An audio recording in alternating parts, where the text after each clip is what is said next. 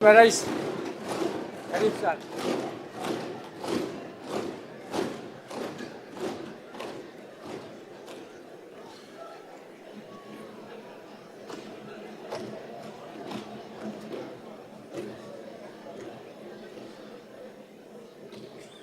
Mheshimiwa Musa Azan Zungu, Spika wa Bunge la Jumuiya ya Muungano wa Tanzania.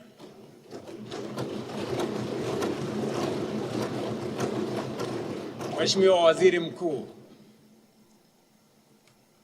waheshimiwa wa bunge hili la Jumuiya ya Muungano wa Tanzania. Waheshimiwa viongozi, mabibi na mabwana, hamjambo. Asalamu alaikum. Wacha nianze hotuba yangu kwa kuwapatia historia ya Kiswahili.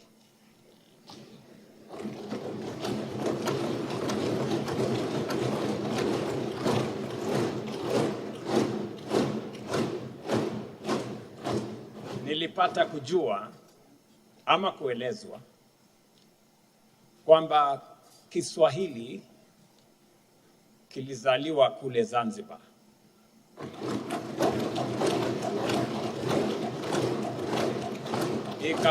Ikakuwa na kubalehe huku Tanzania bara.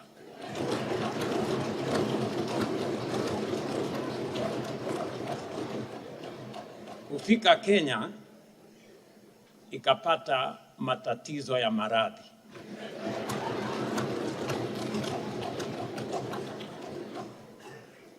Kufika Uganda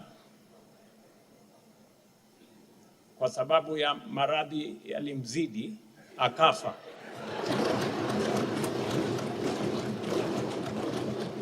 Na mazishi yalifanyika kule Kongo.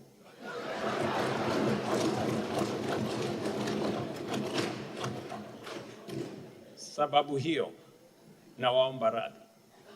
Nitoe hotuba yangu kwa Kiingereza.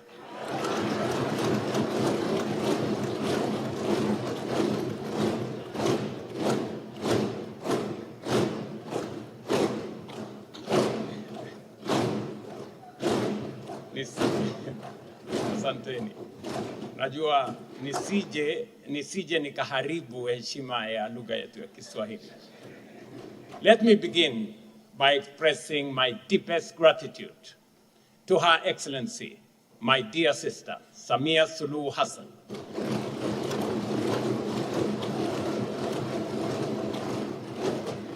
for her gracious invitation to undertake this historic state visit to your great and sisterly nation, the United Republic of Tanzania. From the moment of our arrival, we have been received with exceptional warmth and hospitality. I am equally honored to thank the Right Honorable Speaker, Musa Azan Zungu, and the distinguished members of this august House for the rare privilege of addressing this Parliament.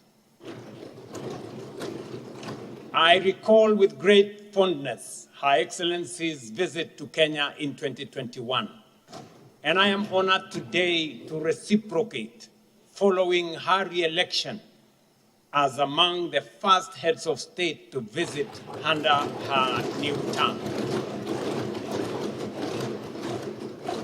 Today, I stand here in reciprocity, not because we as Kenyans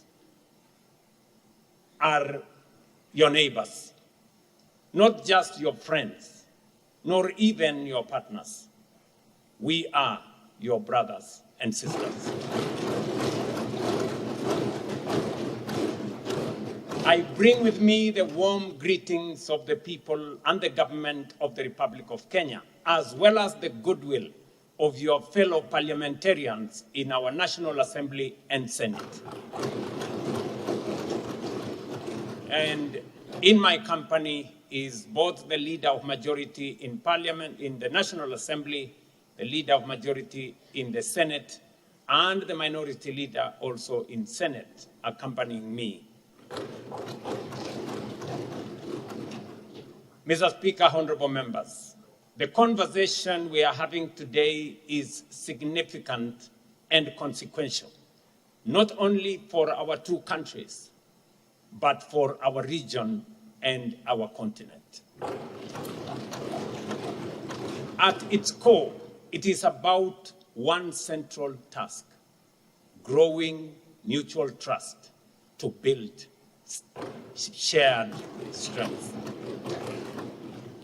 For far too long, relations among neighboring countries have been shaped by competition, suspicion, and rivalry, forces that have fragmented our markets, weakened our voice, and constrained our collective progress. And if we are to be honest with ourselves, ndugu majirani, some of these forces are still very alive with us. They still shape our narratives. They still influence our relations. Yet, our founding fathers, Mzee Mwalimu Julius Kabarage Nyerere, and Mzee Jomo Kenyatta, saw beyond this prism. They understood that Africa's future would not be secured in isolation, but in unity, and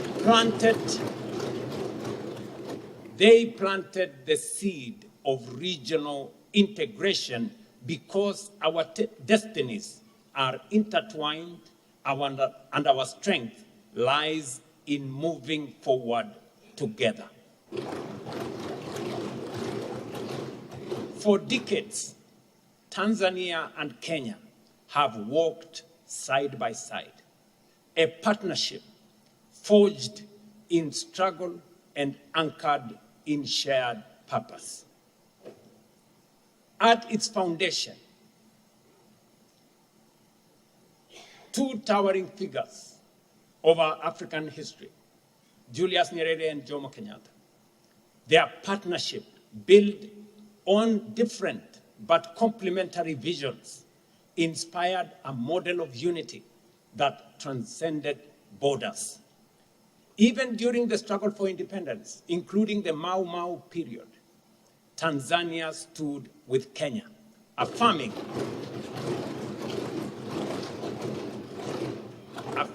a shared belief in freedom, dignity, and self-determination. That spirit gave birth to East African Community in 1967. Though disrupted in 1997, it was rebuilt through dialogue and statesmanship, leading to its re-establishment in 1999. Today, that community stands renewed and expanded, but its foundation remains the same: a growing partnership between our nations, defined not by the absence of challenges, but by our ability to overcome them and move forward together in pursuit of shared growth and shared strength. Waheshimiwa wabunge, kuna msemo unaosema unaweza kuchagua rafiki, jirani unapatiwa na Mungu.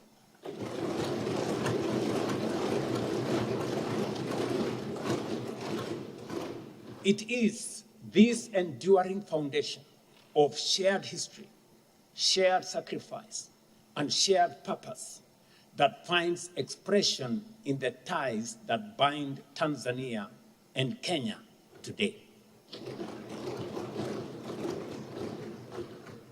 Waheshimiwa, we share a border that stretches nearly 800 kilometers from the Indian Ocean at Lunga Lunga and Horohoro, along Kilimanjaro, across the Masai Mara and Serengeti to Lake Victoria. That boundary is not merely a line on the map. It binds our destinies as a vibrant corridor of trade, culture, and human connection, where goods, ideas, and people flow, reminding us that our progress and our setbacks are intertwined. We share a language, Kiswahili, spoken by over 100 million people across East Africa, making it one of the most widely spoken African languages and a powerful unifying force across our borders. We share communities such as the Maasai and the Kuria, whose lives straddle our boundaries, families that intermarry, traders who cross daily, and entrepreneurs whose success depends on seamless movement of goods and services.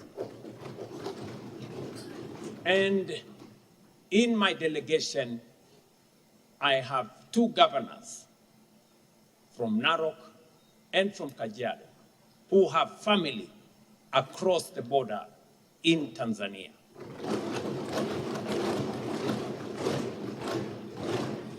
But perhaps the most powerful illustration of our unity is found in nature itself. Each year, during the Great Wildebeest Migration, millions of animals move freely between the Serengeti and Masai Mara, guided not by borders, but by survival. They do not stop at borders. They simply cross and return. What nature has made seamless, policy must not make it difficult. Honorable members, it is not lost on me that we are engaged in this important conversation nearly 4 decades after the collapse of the East African community in 1997. We must reflect honestly on lessons we cannot afford to repeat. The collapse of the community in 1997 was not, at its core, a clash of ideologies. Whether capitalism in Kenya or ujamaa in Tanzania, each system sought to advance the welfare of the people. But governance, national or regional, is ultimately judged by its ability to deliver opportunity, equity, and prosperity. Where it does not, mistrust and division emerge. Our failure was not in building a shared economic vision that worked for all, and in retreating into narrow national interests instead of treating our shared resources, infrastructure, and markets as joint strategic assets for collective benefit by all our people. That was not their failure alone. It becomes our failure today if we repeat it. And so we must ask ourselves honestly, are we moving forward together, or are we risking becoming victims of the same limiting forces? Are we already repeating mistakes of the past? Mr. Speaker, honorable members, the time has come for our generation to move beyond incremental progress towards decisive integration. Because our biggest barrier is not infrastructure or policy. It is the quiet mistrust that pervades our relations. That suspicion has cost us time, opportunity, and prosperity, and we can no longer afford it.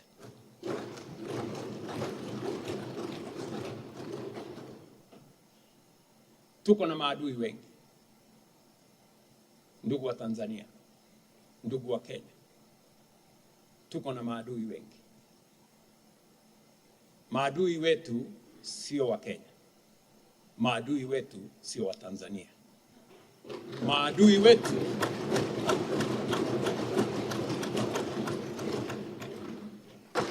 Maadui wetu ni ukosefu wa kazi na umaskini. Wacha nirudie, ndugu wa Tanzania, wa Kenya wenzangu, maadui wetu sio wa Tanzania ama wa Kenya. Maadui wetu ni kukosa ajira, umaskini na kukosa maendeleo. Kenya and Tanzania are deeply interdependent. Our bilateral trade reached approximately $860 million in 2025, and we are on course to hitting $1 billion this year, a reflection of growing opportunity. But this is only a fraction of what is possible. Investment cooperation stands as a central pillar of our bilateral relations. Kenyan enterprises have invested more than $1.7 billion in Tanzania,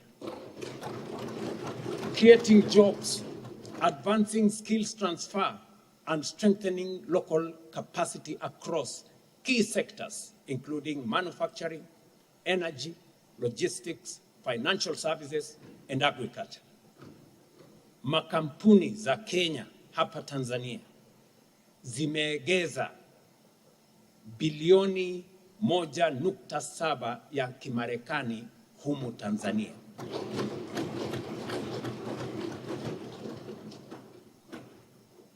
At the same time, Tanzanian investments in Kenya, now valued at US dollars 336 million, are steadily expanding, driving employment, deepening cooperation linkages, and fostering shared growth. Makampuni za kutoka humu Tanzania wanaegeza kwetu Kenya. Kampuni ya Taifa Gas kwa mfano imeegeza kule Kenya. Kampuni ya Amsons wameegeza kule Kenya. Makampuni ya Lake Gas imeegeza kule Kenya. And these are companies that have invested in just the last 3 years. Miaka mitatu peke yake iliyopita.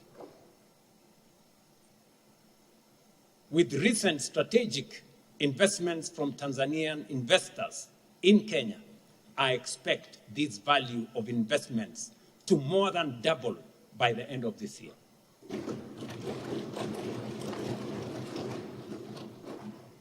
Na unajua, wakati Rostam Aziz alinitembelea na akaniuliza kwamba angependa kujenga Taifa Gas, one of the largest tank farms in Africa, in Mombasa. And he had problems. Watu walikuwa wanamzungusha. Nikawaambia Wakenya wenzetu ya kwamba mwegezaji kutoka Tanzania ni mwenzetu.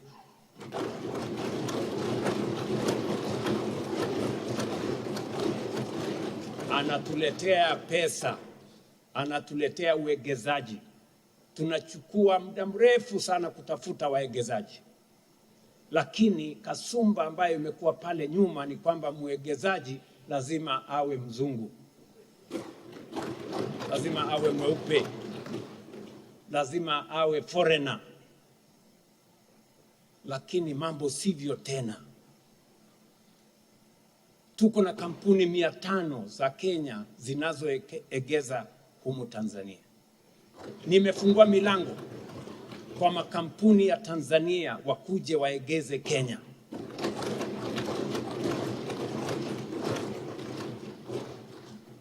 Joint ventures and SME partnerships, particularly in agro-processing, continue to flourish, underpinned by predictable policies, ongoing regulatory harmonization, and strong investor confidence.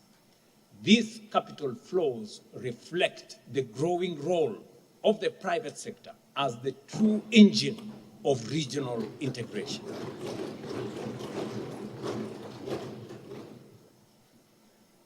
Wakati kampuni ya Tanzania walikuja na wakanunua kampuni ya Bamburi Cement,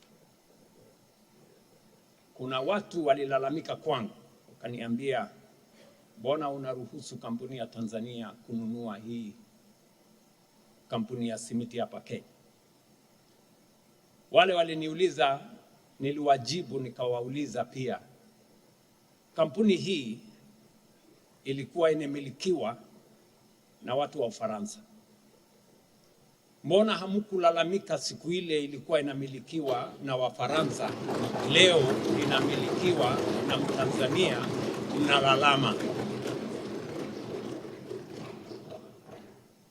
These cross-border investments are not merely flows of capital. They are powerful catalysts for expanding trade, the deepening interdependence of our manufacturing and agro-processing sectors in driving sustained demand for raw materials while spurring investment in value addition and integrated supply chains for export. With the right policy support, this momentum can significantly expand bilateral trade beyond current levels and position our two economies to capture a larger share of opportunities within the East African community and the Africa Continental Free Trade Area. Across the East African community, intra-regional trade stands at between 15 and 20%, meaning the vast majority of our trade still takes place outside our region. Yet, this is not a limitation.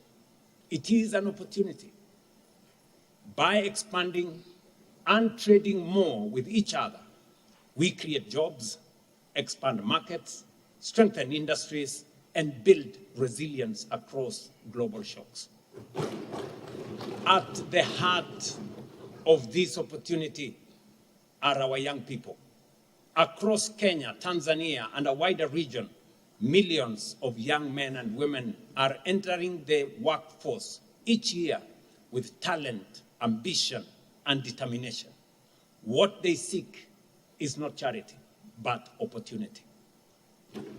By deepening our integration, expanding trade, and investing in shared infrastructure, we are not only growing our economies, we are creating pathways to jobs, enterprise, and dignity for this generation of young people. In doing so, we are also addressing one of the most pressing challenges of our time, ensuring that the energy of our young people is harnessed for progress, stability, and shared prosperity. Ladies and gentlemen, members of parliament, for this to happen, we must move beyond narrow national calculations and embrace a mindset of partnership where each country's progress reinforces the other's success. It must be grounded in physical connectivity, shared infrastructure, and deliberate investment that bring our economies closer together in practical and measurable ways. That is why the project we are advancing together are so consequential. The development of the road corridor from Malindi through to Lungalunga to Dar es Salaam is not merely a transport upgrade. It is a strategic artery of commerce, tourism, and people exchange along our Indian Ocean coastline. Similarly, the planned expansion of railway connectivity from Voi through Singida and onward towards Burundi represents a transformative step towards linking our hinterland markets, unlocking trade routes into the Great Lakes region, and positioning East Africa as a gateway between the Indian Ocean and the heart of our African continent. Let me also mention the 400 kV Kenya-Tanzania power interconnector, spanning over 500 kilometers, has done more than connect two grids. It has synchronized our electricity systems, enabled power trade, improved reliability, and reduced vulnerability to supply shocks. And as we look ahead, the proposed Shinyanga, Mabuki, Kilgoris, Rongai interconnector will deepen this integration further. It will expand transmission capacity, strengthen the East African power pool, and allow us to optimize our diverse energy sources, Tanzania's gas, Kenya's geothermal and wind, and the region's broader renewable potential into a more reliable and competitive regional energy market. But infrastructure must also be owned in a way that creates confidence and shared responsibility. The recent decision by Uganda to acquire a stake in the Kenya Pipeline Company in Kenya is significant. In one act, it transformed its role from a user to a partner, turning the pipeline into a shared regional asset anchored in mutual benefit, energy security, and long-term confidence. In the same spirit, Kenya stands ready to invest as a strategic partner in the proposed oil refinery in Tanga.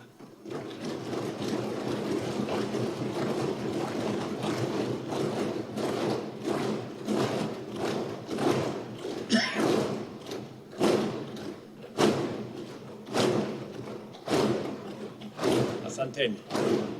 While I would have naturally, I would have preferred such a facility to be built in Mombasa, I fully recognize that Tanga is just less than 200 kilometers away, and in fact is part of the same economic space. Listen, wacha niwaeleze kidogo. Sisi ni partners wa East African Community. Na mawazo yangu ilikuwa ni kwamba we must use ile rasilimali tuko nayo hapa katika bara letu la East Africa. Lazima tusitumie kwa industrialization, ituzalishie nafasi za ajira, isuzalishie mali ama iongeze dhamana kwa yale mambo tulio nayo na itutafutie utajiri. Tayari nchi yetu jirani ya Uganda wamekwisha jenga pipeline, crude pipeline kutoka Hoima kule Uganda ikielekea Tanga. Itakuwa tayari kwa miezi chache zijazo.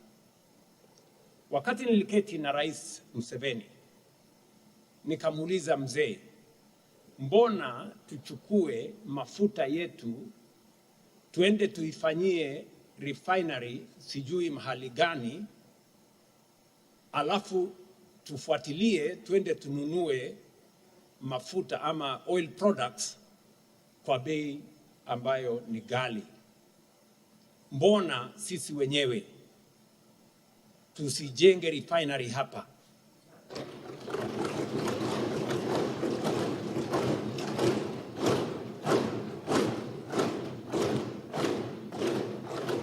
Na Rais Museveni akanieleza kama nyinyi mko tayari, kwa sababu kama Uganda peke yetu ile refinery kuijenga itakuwa gharama ya juu na hatuna uwezo wa kujenga peke yetu. Kama Kenya na Tanzania wako tayari, tuungane, tunaweza kujenga ile refinery hapa kwetu.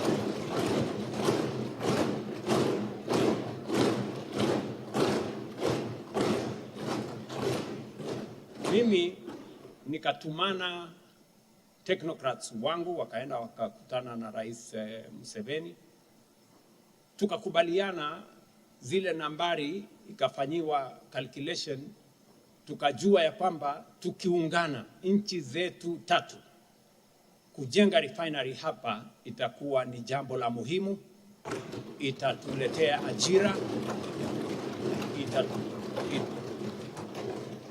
sijui kama tunaelewana ba. Ndio sababu hiyo nikapendekeza ya kwamba tuwe na kongamano. Tukawa na kongamano hile kule Nairobi, tukawaita wale matajiri wetu wa bara letu la Afrika, kina Dangote na wengine ambao wameshajenga refinery wakati mmoja, na tukakubaliana ya kwamba nafasi tulio nayo is not to continue exporting raw materials from our continent and importing finished goods from elsewhere.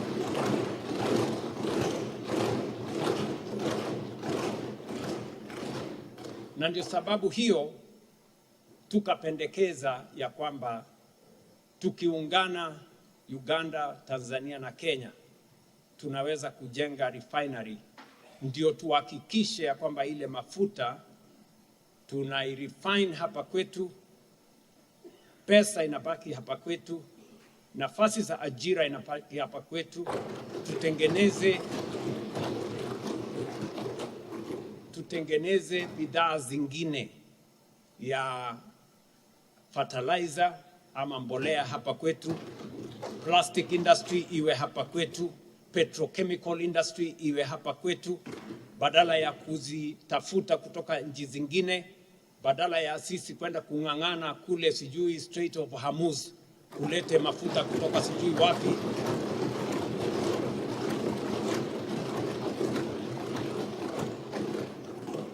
Sasa nimesikia nyie mnamuuliza Mama Suluhu maswali magumu. Mbona yule bwana ameenda kutangaza refinery ya Tanga na kule na sisi wenyewe hatujatangaza? Sasa nauliza nyinyi, ile refinery bana is a big investment. Sikizeni, hiyo investment is in billions of dollars. Kama mimi ningekuwa na nafasi ningeipeleka kule Kenya, lakini kwa sababu ya kuamini ujirani na bara letu la Afrika na jumuiya ya East Africa, sisi ni wamoja, nikasema ikijengwa Tanga ni kama vile imejengwa Kenya.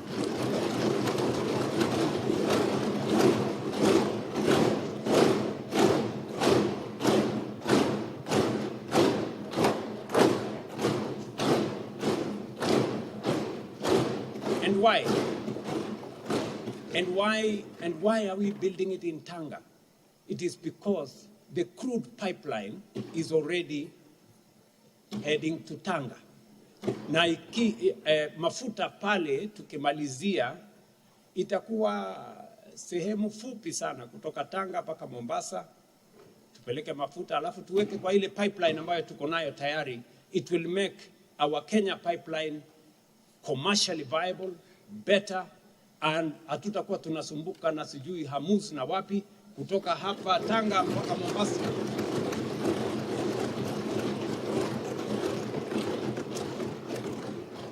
Sikizeni bana, kawaida kupata mwegezaji ambaye analeta mabilioni lazima uwapigie magoti, uwaambie maneno mazuri, wapatie sijui incentives, sijui wapatie nini.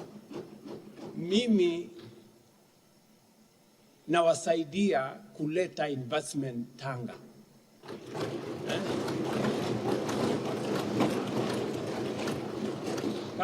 Kama mungekuwa watu wangwana mungetulipa sisi wa Kenya. Ningesema asante sana. Kwa hivyo let us work as East Africans. What is good for Tanzania is good for Kenya. And what is good for Kenya is good for Tanzania.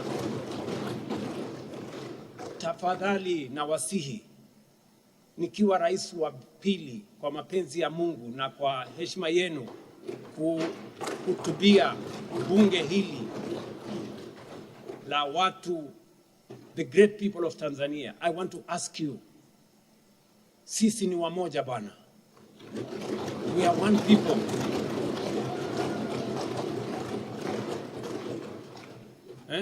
Tusikubali kasumba ya samani. Sijui Wakenya ni maadui wa hawa, sijui wa Tanzania. Hapana, we are one people. We have a common destiny. Nimewaeleza Wakenya sio maadui wa Tanzania. Watanzania sio maadui wa Kenya. Maadui wetu sote ni pale ambapo hatuna mali, hatuna nafasi za ajira, hatuna fedha. That is what we must struggle against. Na nataka niwaeleze, kuna semekana na uko kwetu kwamba mali unaweza kuwazima ama kugawa, lakini umaskini haugawanyiki bana.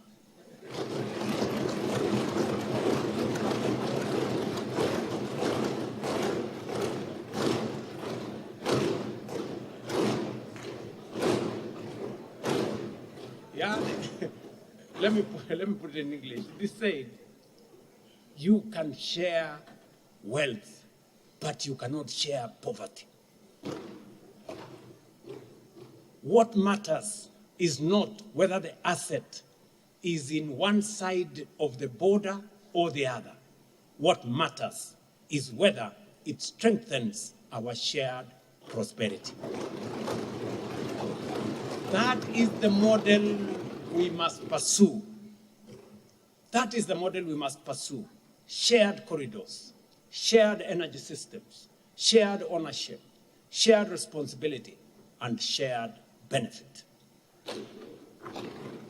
But infrastructure alone is not enough.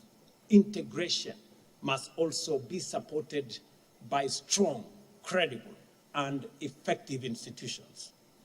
That is why the decision taken at the 25th Ordinary Summit of the East African Community in Arusha were both timely and necessary.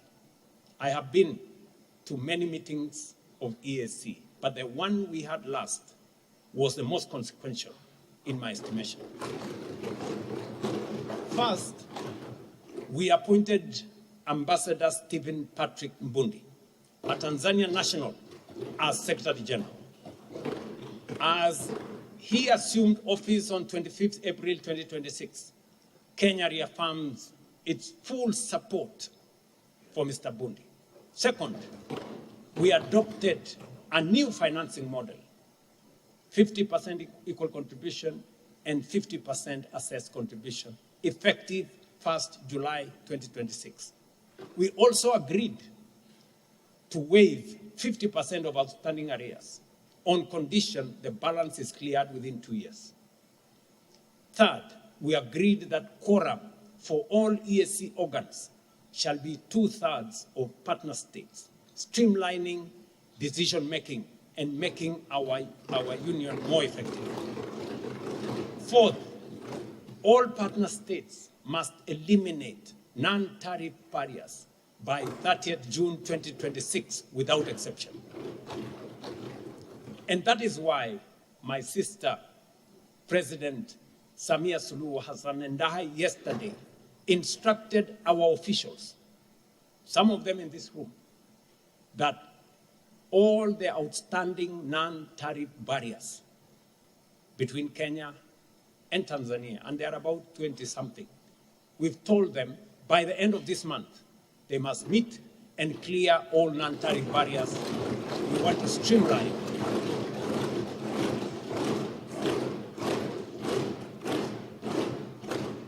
And ladies and gentlemen, honorable members, I must commend the leadership, the outstanding leadership of President Samia Suluhu on this matter.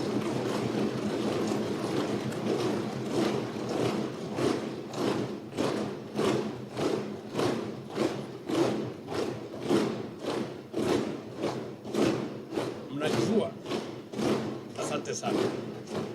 Najua pale 2024 biashara yetu ilikuwa imefika $950 million.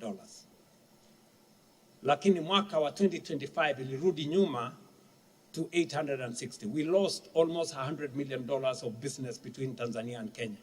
Kwa sababu tuko na watu wajeuri na kiburi mingi pale kwa boda. Wewe Tanzania unaenda wapi? Wewe Mkenya unaenda wapi? Sijui. Watu bure sana.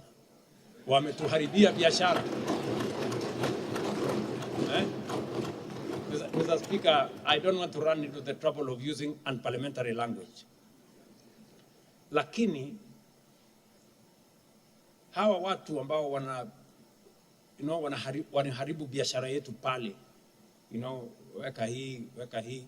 Tumeambia mawaziri wetu wafanye kutano, tuondoe biashara, itusaidie kuunganisha watu wetu, kuhakikisha ya kwamba biashara inaendelea mbele, tuzalishe mali, tuzalishe ajira, tuondoe umaskini.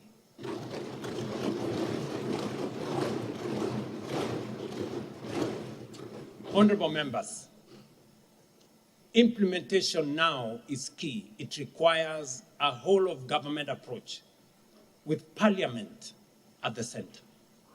Kenya has already moved, and a multi-agency technical team is in place to prepare the necessary legal and financial instruments. These decisions will unlock the full potential of the East African community as a pillar of the Africa Continental Free Trade Area. This is the agenda before us, and we must pursue it firmly, fully, and without hesitation. These are not minor administrative adjustments. They are structural reforms designed to ensure that East African community is not only aspirational, but functional and capable of delivering tangible outcomes for the East African people. Because without strong institutions, even the most ambitious integration agenda will struggle to succeed. Mr. Speaker, honorable members, the true test of integration lies in trade. The East African community must function as a dynamic economic bloc, one that expands opportunity, strengthens competitiveness, and delivers prosperity. Today, intra-East African trade remains below its potential, yet the opportunity is immense. Even modest increases would unlock billions in commerce, create jobs, and expand industries, empowering small businesses and retain more value within our economies. The latest quarterly statistic bulletin from the East African Community Secretariat underscores both our progress and our unfinished tasks.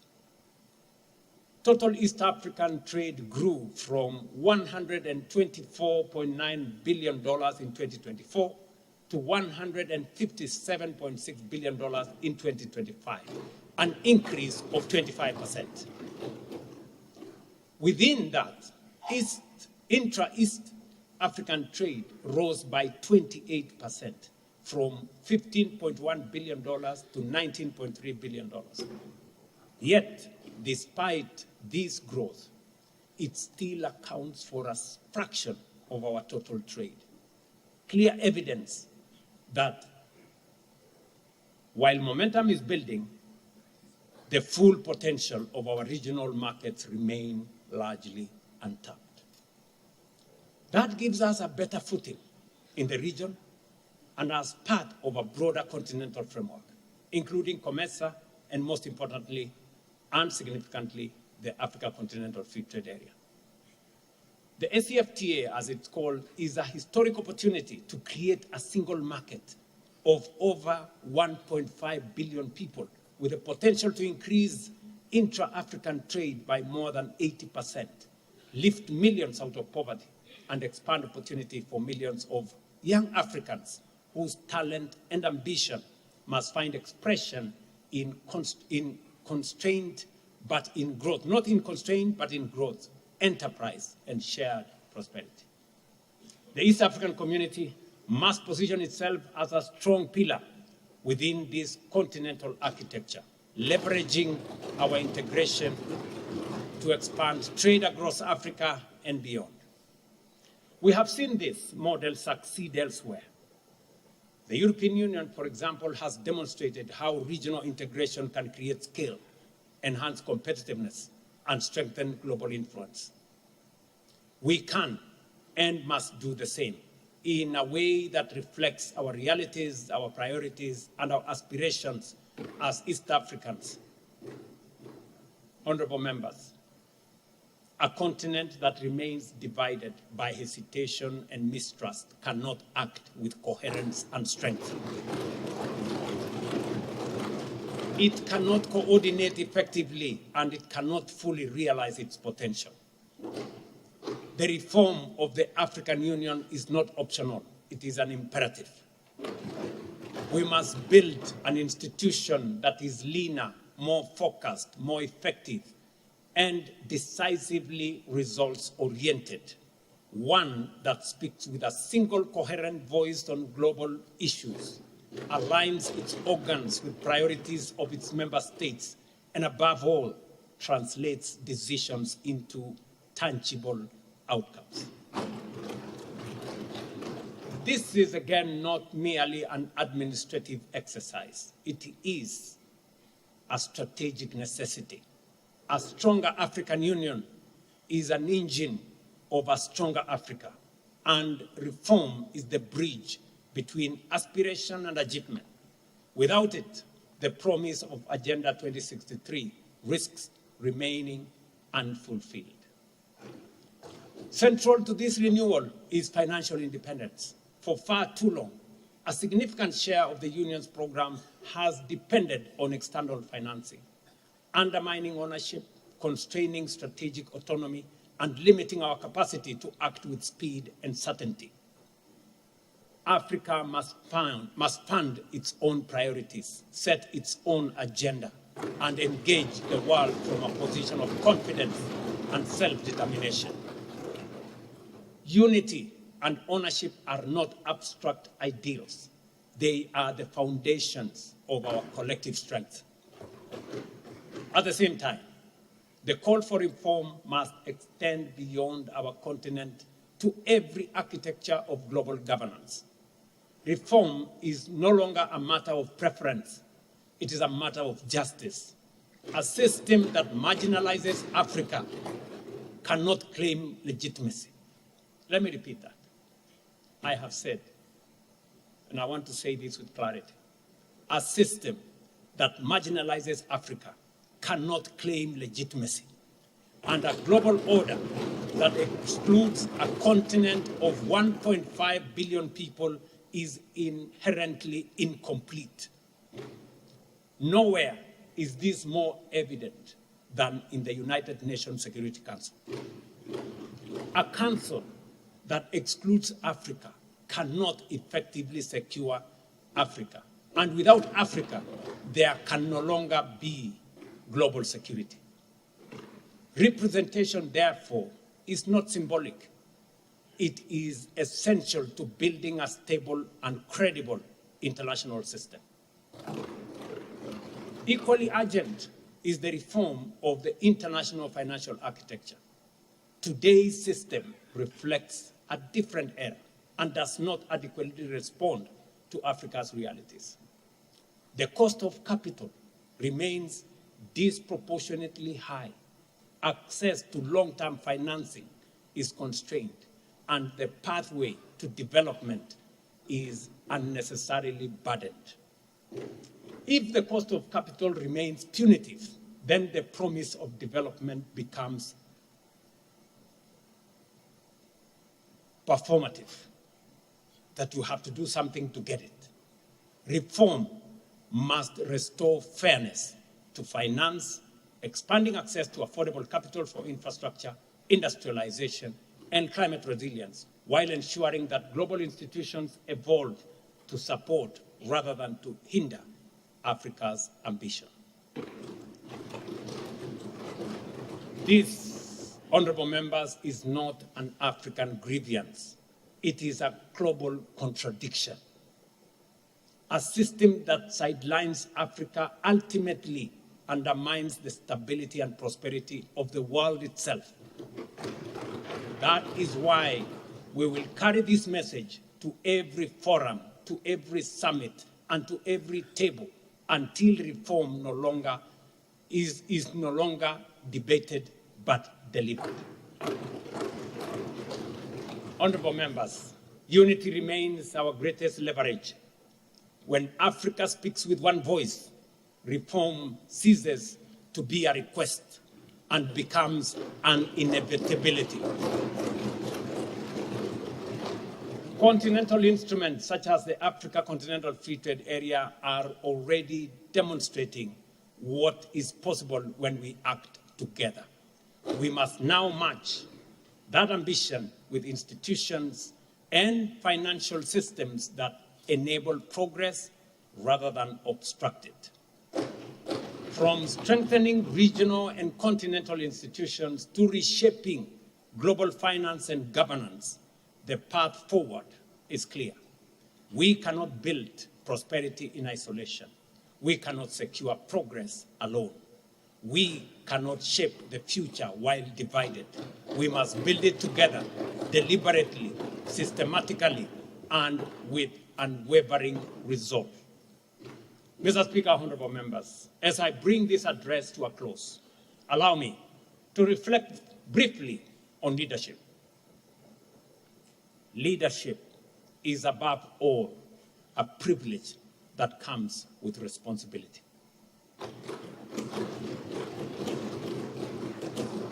Honorable members, it demands that we honor our word, fulfill our promises, and deliver on the trust that our people have placed on us. The trust test of leadership is not the offices we hold, but the outcomes we deliver and the courage we show in delivering them. In Kenya today, we are making deliberate progress in expanding healthcare, strengthening education, and delivering housing at scale as part of a broader commitment to dignity and shared prosperity. These efforts have required courage, the courage to make difficult decisions in pursuit of long-term national gain, because leadership is not about following the crowd, but about leading with conviction, even when the path is not easy.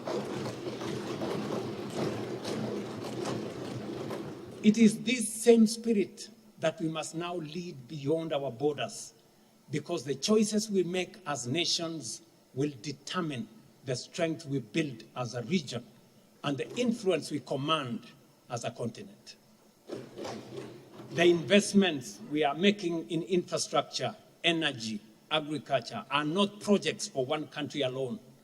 They are part of a broader vision of shared strength, one that connects our economies, aligns our interests, and advances our common future. And so, I extend a clear invitation to the private sector in the United Republic of Tanzania. Let us partner in this transformation. Let us invest together, build together, grow together, so that the prosperity we create is not divided but shared.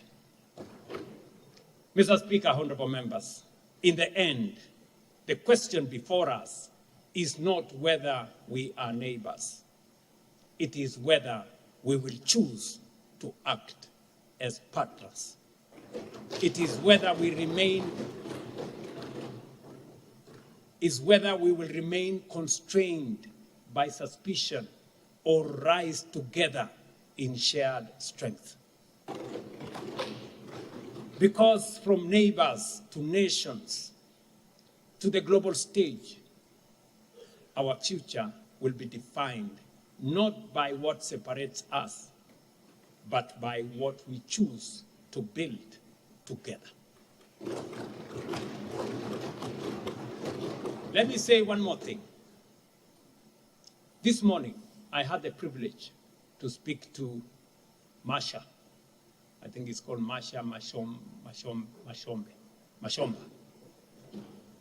the good gentleman who is the managing trustee of NSSF Tanzania.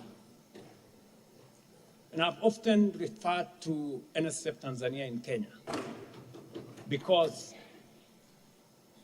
you decided in 1997 that savings is a culture you must build. And today, your National Security Fund demands by law that you save 20%, both by employer and employee at your National Social Security Fund. We did just change the law in 2023 in Kenya to follow in the footsteps of what Tanzania have done.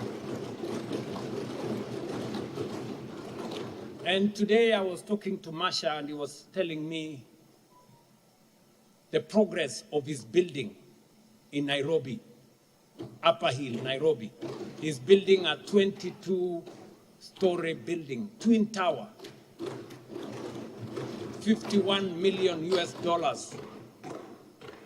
from your own savings here in Tanzania.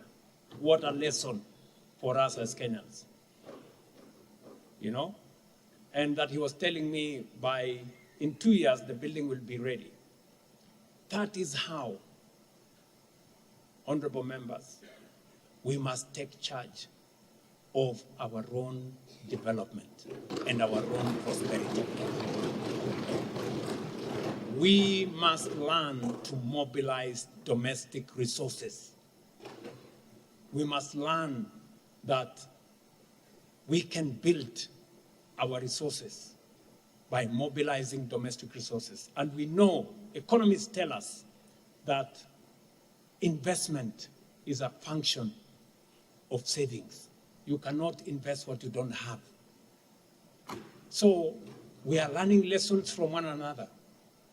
And I'm very proud that my sister Samia Suluhu and I, at this moment in the history of our two nations, we are working together closely to bring the people of East Africa together, to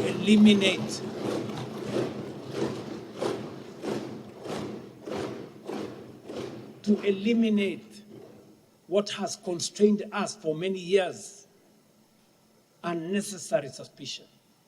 Our future is tied together. Our destiny is one. The success of Tanzania is dependent on the progress of Kenya, and the progress of Kenya is dependent on the success of Tanzania. We are one people. Once again, I thank Her Excellency Samia Suluhu Hassan for inviting me. I thank the Right Honorable Speaker and the distinguished members of this House for your honor for me to address this Parliament and for the friendship that makes this partnership not only possible, but enduring. Asanteni sana na Mungu awabariki.